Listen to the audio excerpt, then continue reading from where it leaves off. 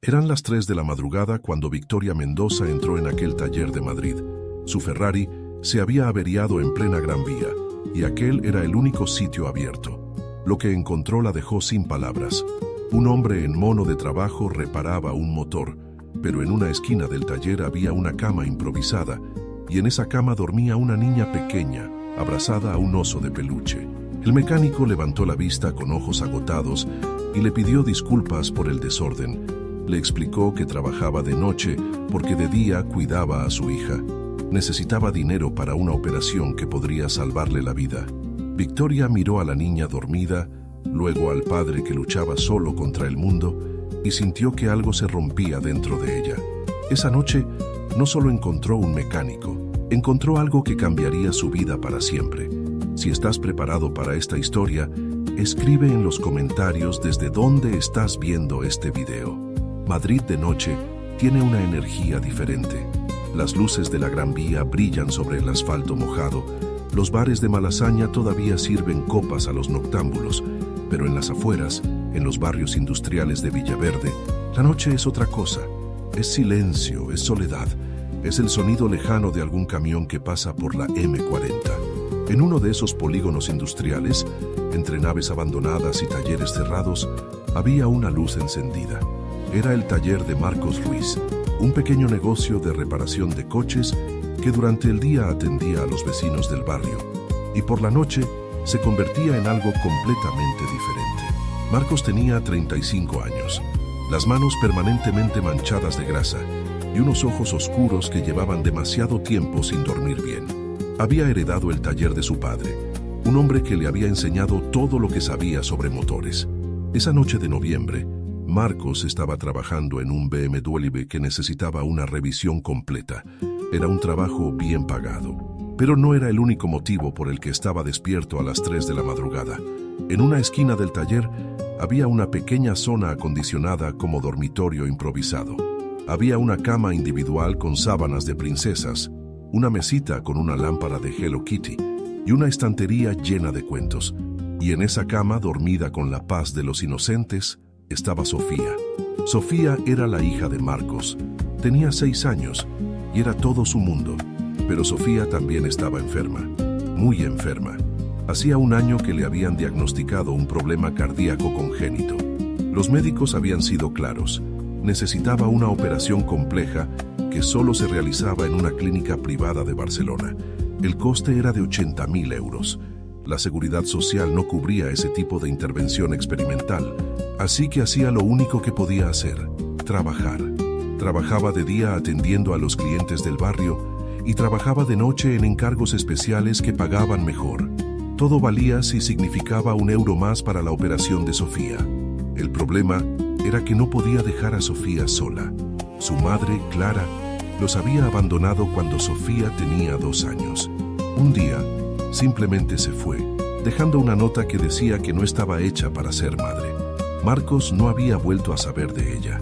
Llevaba meses trabajando sin descanso, durmiendo 3 o 4 horas al día, y todavía le faltaban 40.000 euros para la operación. Esa noche, mientras trabajaba en el BMW con la radio puesta muy baja para no despertar a Sofía, escuchó un ruido fuera del taller. Era el sonido inconfundible de un motor potente, seguido de un silencio brusco. Marcos caminó hacia la puerta del taller y entonces la vio. Una mujer estaba de pie junto a un Ferrari rojo que echaba humo por el capó. Llevaba un abrigo de cachemira color camel, tacones que probablemente costaban más que todo su taller y una expresión de frustración absoluta. Marcos se limpió las manos en el mono y salió a la calle. Victoria Mendoza no estaba acostumbrada a que las cosas salieran mal. Era la heredera única de Grupo Mendoza, un conglomerado empresarial que incluía hoteles de lujo, centros comerciales y una de las constructoras más grandes de España. A sus 33 años, tenía un patrimonio personal que superaba los 200 millones de euros, un ático en el barrio de Salamanca y una vida que cualquiera envidiaría. Pero esa noche nada estaba saliendo como debía. Había pasado la tarde en una cena de negocios en Toledo, una de esas reuniones interminables donde se hablaba de cifras y proyecciones mientras se bebía vino, que costaba más que el sueldo mensual de la mayoría de los españoles. Había decidido volver a Madrid conduciendo ella misma, algo que hacía cuando necesitaba pensar, cuando necesitaba escapar del mundo de escoltas y asistentes que la rodeaba constantemente. El Ferrari había empezado a hacer ruidos extraños cerca de Getafe.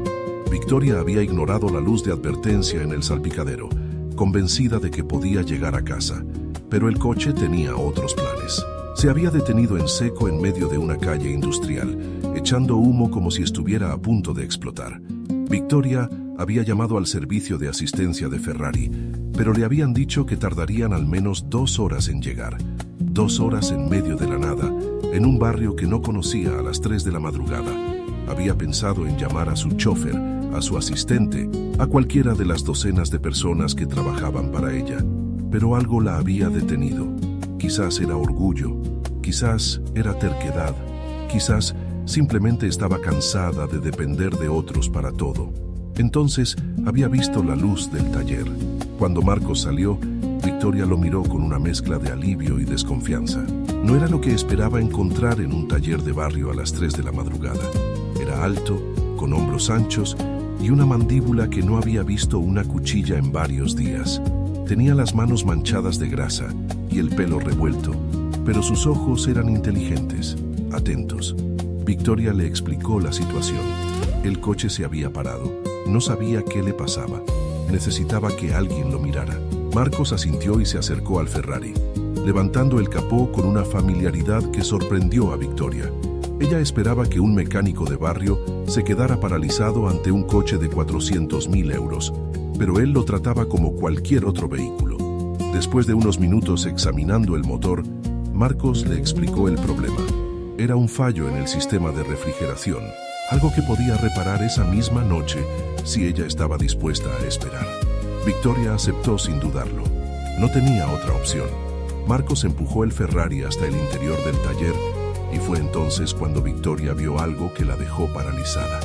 La niña dormía en una cama improvisada en un rincón del taller, rodeada de peluches y cuentos, completamente ajena al ruido del motor que su padre acababa de meter. Victoria se quedó mirándola durante un largo momento, sintiendo algo que no supo identificar, algo entre la ternura y la tristeza. Marcos notó su mirada y se apresuró a explicar. Le dijo que era su hija, que no tenía con quién dejarla por las noches, que normalmente dormía sin problemas y que sentía mucho el desorden. Su voz tenía un tono de disculpa que a Victoria le resultó casi doloroso.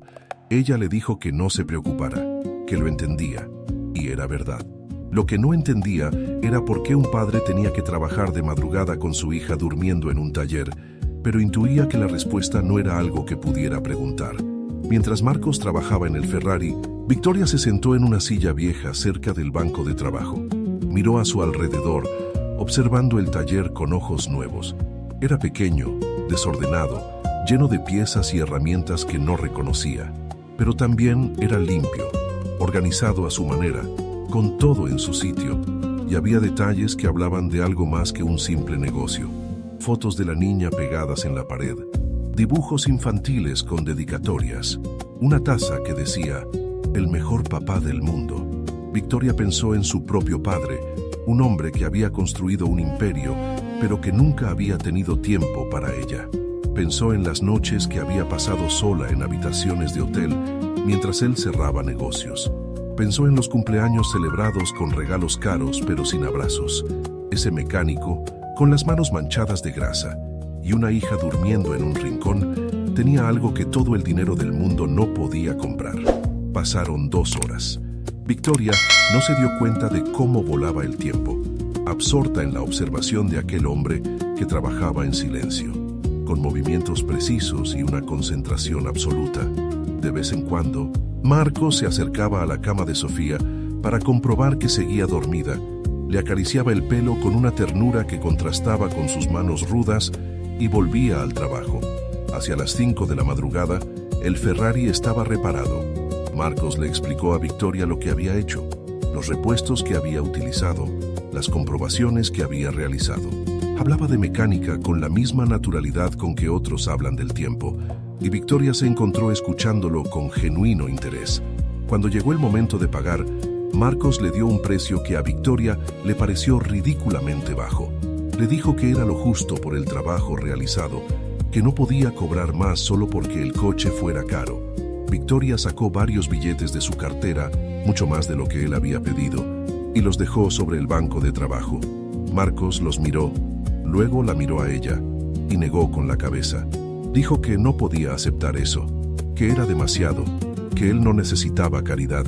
Victoria insistió, diciendo que no era caridad, que era una propina por haberla salvado a las 3 de la madrugada. Fue entonces cuando Sofía se despertó. La niña se incorporó en la cama, frotándose los ojos con los puños, y miró a su alrededor buscando a su padre. Cuando lo vio, sonrió con esa sonrisa que Marcos había descrito antes, una sonrisa capaz de iluminar la habitación más oscura. Pero Victoria notó algo más. Notó la palidez de la piel de la niña, los labios ligeramente azulados, la forma en que respiraba con un esfuerzo casi imperceptible. Sofía vio a Victoria y la miró con curiosidad. Le preguntó a su padre quién era esa señora tan guapa, y Marcos le explicó que era una clienta cuyo coche había reparado. Sofía asintió con seriedad, como si entendiera perfectamente los negocios nocturnos de su padre. Y luego miró a Victoria con esos ojos grandes que habían heredado de su madre ausente. Victoria se acercó a la cama y se agachó para estar a la altura de la niña. Le preguntó cómo se llamaba, qué edad tenía, si le gustaba vivir en el taller. Sofía respondió a todo con la honestidad brutal de los niños. Se llamaba Sofía, tenía 6 años y no le gustaba vivir en el taller, pero le gustaba estar con su papá. Fue entonces cuando Victoria notó los medicamentos en la mesita de noche. Cajas de pastillas con nombres que no reconocía, jeringas desechables, un aparato que parecía medir algo relacionado con el corazón. Miró a Marcos con una pregunta silenciosa y él bajó la vista. No quería hablar de ello, era evidente. Pero Victoria no era de las que se rendían fácilmente. Le preguntó directamente qué le pasaba a la niña, por qué tenía tantos medicamentos, por qué trabajaba de noche con su hija durmiendo en un taller. Marcos la miró durante un largo momento, evaluándola, decidiendo si podía confiar en ella.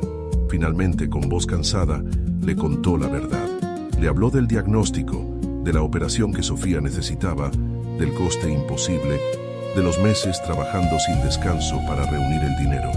Le habló de las noches sin dormir, de los días cuidando a su hija mientras el tiempo se agotaba, de la desesperación que sentía cada vez que miraba los números en su cuenta bancaria y veía lo lejos que estaba de la meta. Victoria escuchó en silencio, sintiendo cómo algo se apretaba en su pecho con cada palabra. Cuando Marcos terminó de hablar, ella no dijo nada durante un largo momento. Solo miró a Sofía, que se había vuelto a dormir abrazada a su oso de peluche, ajena a la conversación de los adultos. Luego sacó una tarjeta de su bolso y la dejó junto a los billetes que Marcos seguía sin querer aceptar.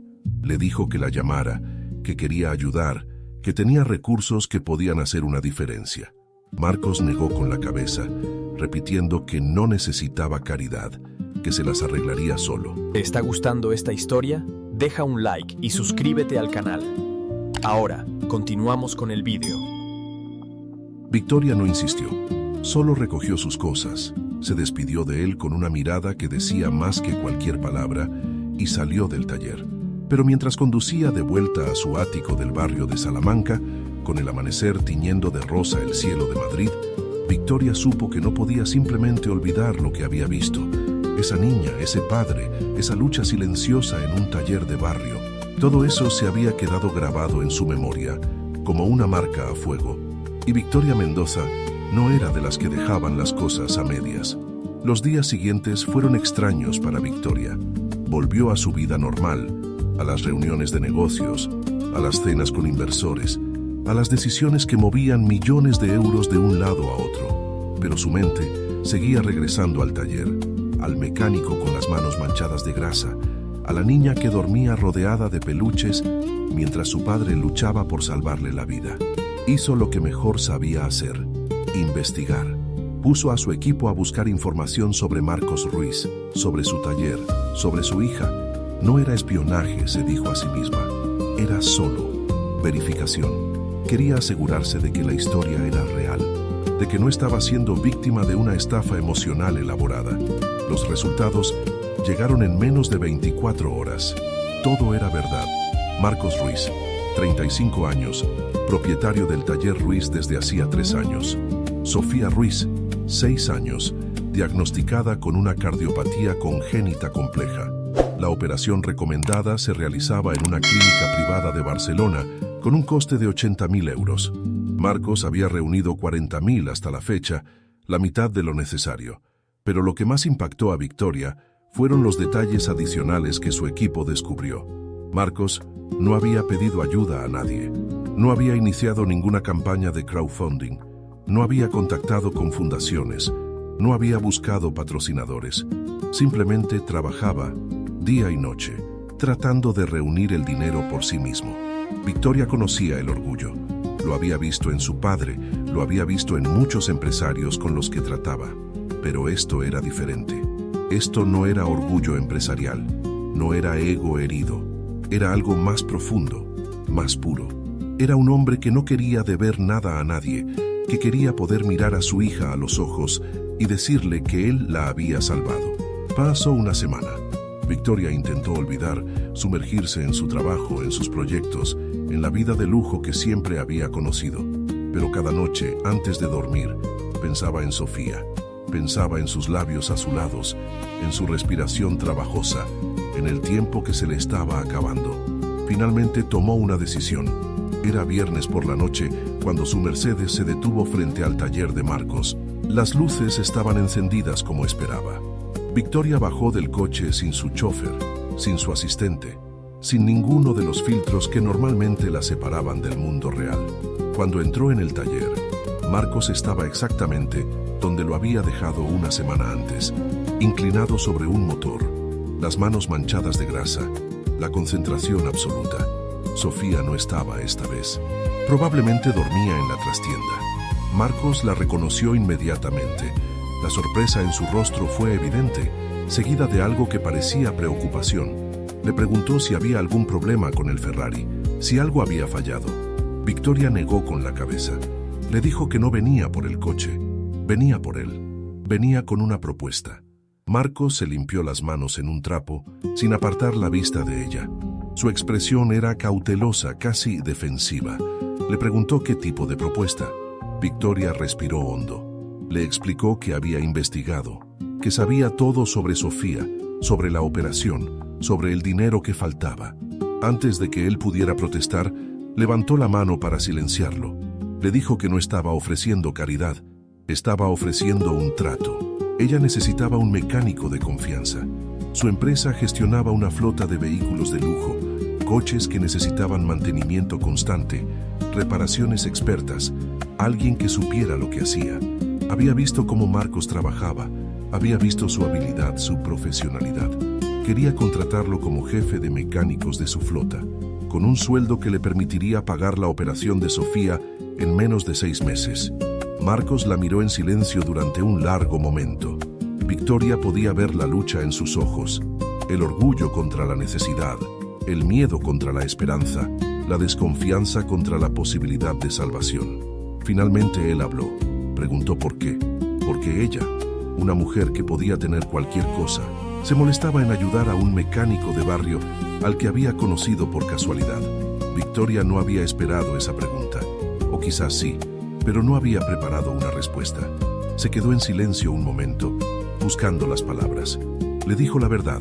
Le dijo que cuando lo vio trabajando esa noche con su hija dormida en un rincón, había visto algo que ella nunca había tenido. Había visto amor verdadero, sacrificio real, un padre dispuesto a todo por su hija, y eso la había cambiado. No sabía cómo ni por qué, pero desde esa noche no había podido dejar de pensar en ellos. Marcos bajó la vista. Cuando la levantó de nuevo, sus ojos estaban húmedos. Aceptó.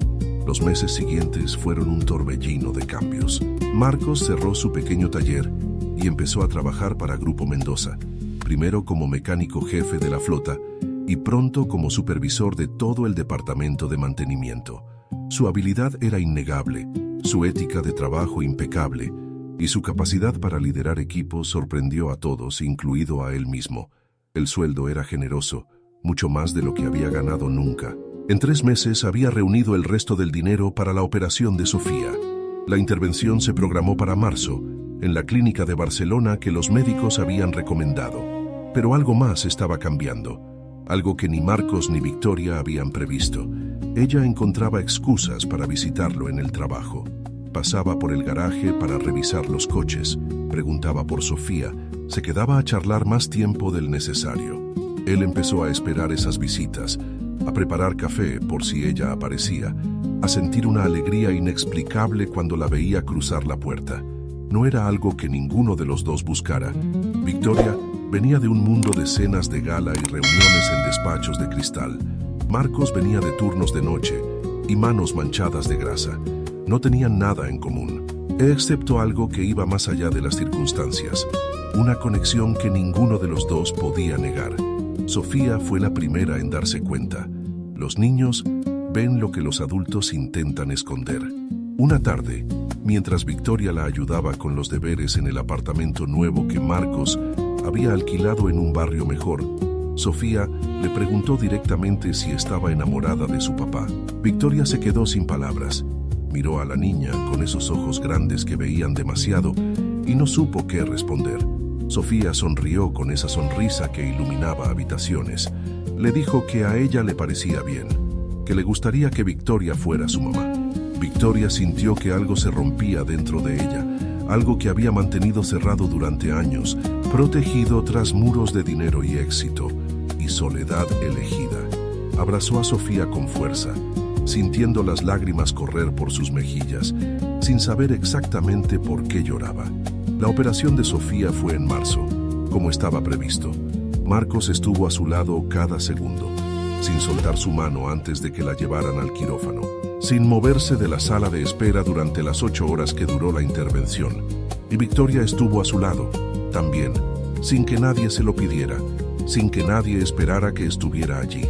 Cuando el cirujano salió con una sonrisa en el rostro, anunciando que la operación había sido un éxito, Marcos cayó de rodillas, literalmente. Se derrumbó en el suelo de aquel hospital, llorando como no había llorado desde la muerte de su padre. Victoria se arrodilló junto a él, lo abrazó y juntos celebraron el milagro que habían estado esperando. Sofía se recuperó completamente. Los médicos estaban asombrados por su progreso, por la fuerza de esa niña que había luchado tanto tiempo contra su propio corazón. En pocas semanas estaba corriendo, jugando, viviendo como cualquier niña de su edad debería vivir. Y en algún momento de ese proceso, entre las visitas al hospital y las tardes de deberes y las cenas compartidas, Marcos y Victoria dejaron de fingir que solo eran amigos. El primer beso fue en el taller, no en el nuevo garaje de lujo de Grupo Mendoza, sino en el viejo taller de Villaverde, que Marcos había conservado por razones sentimentales. Habían ido a recoger algunas herramientas que había dejado allí y de alguna manera habían terminado hablando de todo y de nada, sentados en el mismo lugar donde Sofía había dormido tantas noches. Victoria le dijo que nunca había conocido a nadie como él, alguien real, alguien sin máscaras, alguien que no la miraba viendo cifras de dinero sino simplemente a ella. Marcos le dijo que nunca había pensado que alguien como ella pudiera fijarse en alguien como él, un mecánico de barrio, con las manos ásperas y el futuro incierto. Victoria le tomó las manos, esas manos que él consideraba defectos, y las besó. Le dijo que esas manos habían construido un mundo para su hija, habían reparado su coche, habían sostenido las suyas cuando más lo necesitaba. Eran las manos más hermosas que había visto nunca. Marcos la besó, y en ese beso había años de soledad, de lucha, de esperanza casi abandonada. Había gratitud y deseo, y algo más profundo, algo que ninguno de los dos se atrevía a nombrar todavía. Los meses siguientes fueron los más felices de la vida de Marcos, y, aunque ella tardó en admitirlo, también de la vida de Victoria. Sofía los veía juntos y sonreía con esa sonrisa suya. Había empezado a llamar a Victoria Vicky, y luego, tímidamente, Mamá Vicky. Victoria lloraba cada vez que lo hacía, aunque intentaba ocultarlo.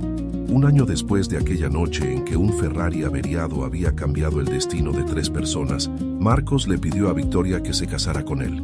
No lo hizo en un restaurante de lujo ni en un viaje exótico. Lo hizo en el viejo taller, el mismo lugar donde todo había empezado, donde una niña había dormido abrazada a un oso de peluche mientras su padre luchaba por salvarla. Victoria dijo que sí antes de que él terminara de hacer la pregunta. La boda fue en la finca que Victoria tenía en Toledo, pero no fue la ceremonia ostentosa que todos esperaban de la heredera de Grupo Mendoza. Fue íntima, con pocos invitados, con flores silvestres en lugar de arreglos carísimos, con una Sofía radiante llevando los anillos y un Marcos que no podía dejar de mirar a su novia como si fuera un sueño del que temía despertar.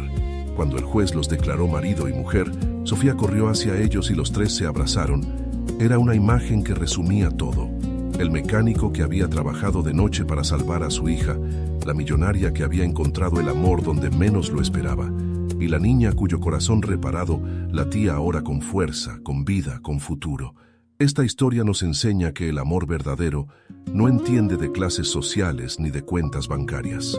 Victoria tenía todo el dinero del mundo, pero le faltaba lo más importante, alguien que la mirara como persona, no como fortuna.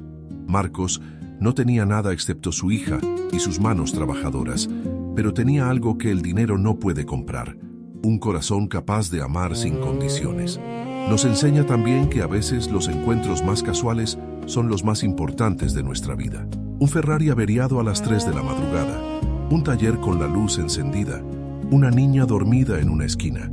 Pequeños detalles que cambiaron el destino de 3 personas para siempre. Y nos enseña que nunca debemos perder la esperanza.